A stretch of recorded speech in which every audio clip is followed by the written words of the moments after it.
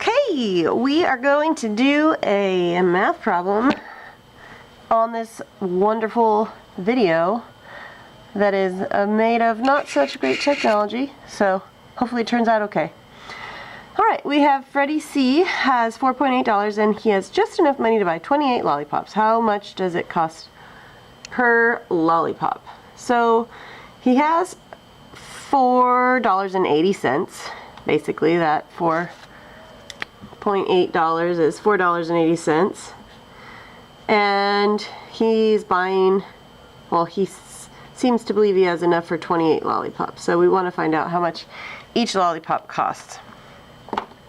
So basically, if you think about this problem,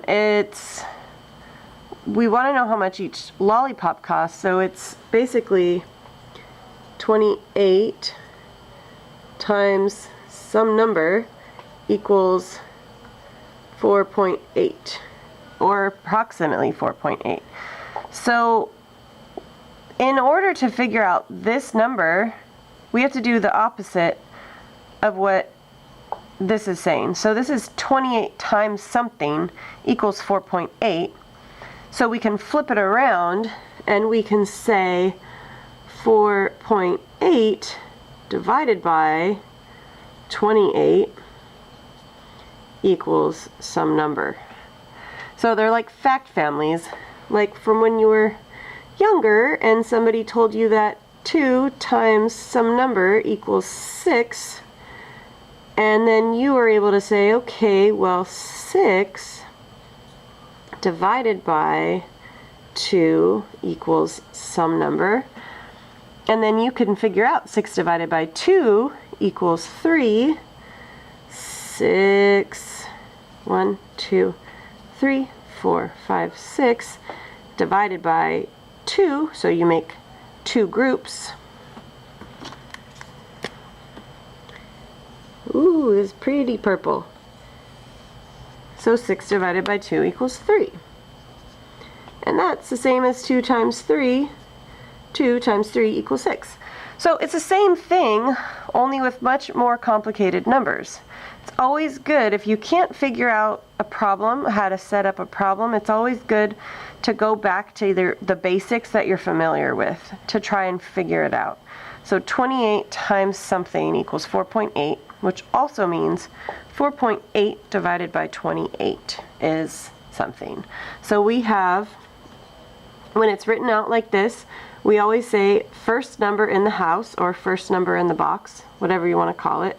So we're going to go 4.8 in the house and 28 outside the house.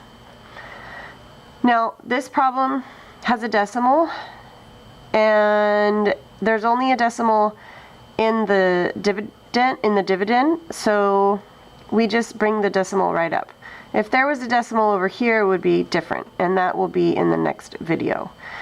So I will always ask you to go 3 digits past the decimal when figuring out an answer so that you can round to the nearest hundredth. So since I know we're going to be going 3 digits past the decimal, I'm just going to add 2 zeros. And the reason I can add 2 zeros is because there's already a decimal right here. This is basically $4.80. And if I add more zeros, it's not changing the value. It's not $4.800 all of a sudden. That's not how it works.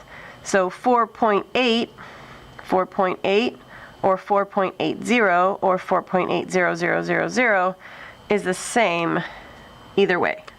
So what I'm going to do next, before I move on, is I'm going to estimate my answer. So I'm looking at, okay, this is 4.8. It's really close to 5. And 28 is really close to 30. Now I'm trying to figure out how many times 30 fits into 5, basically. 30 fitting into 5. Well, that's like taking 5 pizzas and feeding 30 people. So it'd be like 1/6 of a pizza for everyone. That's 6 slices. Oh, it's getting pretty complicated. Well, you know what? I know for sure that my answer is going to be, the answer is going to be less than 1. So it's going to be some kind of decimal without any number up here, except for a 0.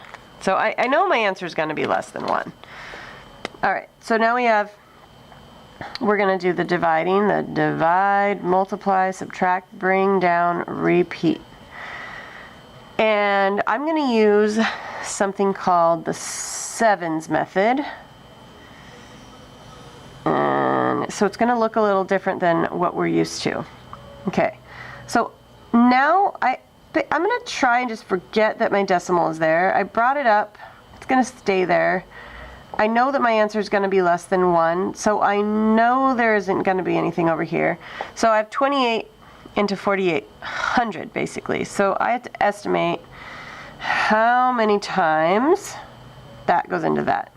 Well, I know it can at least go in 100 times because I know that 28 times 100 is, well, we just do 1 times 28 is 2,800.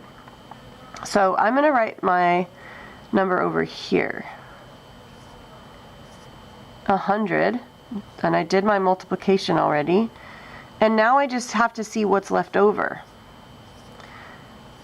So now I'm going to see what's left over. That's nice. I don't have to do any regrouping. Just go 0, 0, 0, 2. All right, now I have 2,000 left over, so I know 28 is going to fit in quite a few more times, but not 100 times. Maybe I'll try, probably not 90. I'll go with 50 because I know that multiplying by 5 is easy. 28 times 50. I'm just going to forget about the 0 right now, and I'm just going to add it there. Because if you're multiplying by 50, it's going to be 10 times the amount that you would get if you multiplied by 5. So you would end up with 10 times the amount, which would mean you would add a 0. So 5 times 8 is 40. Put the 0 down there. Carry the 4. 5 times 2 is 10. Plus the 4 is 14. All right, so 1,400. So 50 times 28 is 1,400. Now we're still going to have some left over. So now I know that I still have to keep going. 20 minus 14. I can regroup if I want to, or I could just say that 20 minus 14 in my head. I can do that in my head, and that's 6. All right. So now we got to figure out, okay, how many times does 28 go into 600? I'm going to try, well, it went into, we could do 1,400, it went in 50 times. So I'm going to try twice. So 20, really, not 2, but 20. So I know I'm going to get that 0. So 2 times 8 is 16. Carry the 1. 2 times 2 is 4. Okay, 560. And that was times 20. Okay, bring down the 0. Now I have 40. Now, I know that 28 will only fit into 40 one more time. So once. 28. And that equals 12. So now, since I have an amount left over that is less than my divisor, that's where I know I can stop. So this could look different based on what your estimates are. I could have estimated 171 and I would have been done with it, but that would mean I was really good at estimating, and I'm okay at estimating, but I'm not that good at estimating. But So at the end, we know that it fit in 100 times, then it fit in 50 more times, then it fit in 20 more times, then it fit in 1 more time. So you add all those together. 100 plus 50 is 50, plus 70 is 170, and then 171. But if you wanted to add them all up, when you line them up, if you need to, you want to just make sure that you're lining up your ones and your tens and your hundreds. So 171.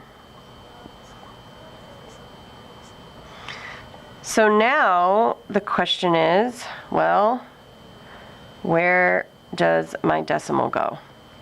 So since we knew our estimate was going to be less than 1, we know that this number is definitely not going to start here. And I had said that it was going to be about 1/6, thinking about the pizzas.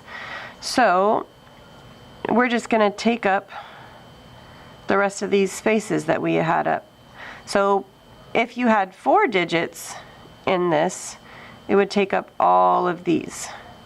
But since you have 3 digits, it's going to take up all of these. The rule you can remember, if you're not sure about, okay, well, I know that 5 divided by 30 is going to be about 0.17. If you're not sure about that, you can always start with the last number, and the last number is going to go along with the last number, and then it'll go from there. So you always start at the last number that you, in your dividend, this number here, the number you divide it into, and you go from there. So how much does each lollipop cost? Well, each lollipop is about 17 cents, 17.1 cents. But probably the lollipops cost 17 cents each, because no one's going to charge you 17.1 cents for a lollipop. So that's your answer. 17 cents per lolly. Yep.